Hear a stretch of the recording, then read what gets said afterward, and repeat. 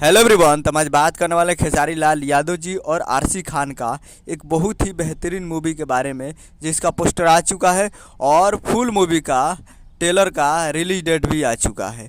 और इस मूवी में निर्माता है लोकेश मिश्रा जी और निर्देशक है सुजीत कुमार सिंह जी, जो कि आपको स्क्रीन के ऊपर दिखाई दे रहा है। जिस मूवी का नाम है अंदाज।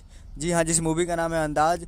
और इस मूवी में स्टारकास्ट में खेसारी लाल यादव जी, आरसी खान जी। और ये बहुत ही बेहतरीन मूवी है और ये फुल ट्रेलर को रिलीज़ किया जा रहा है।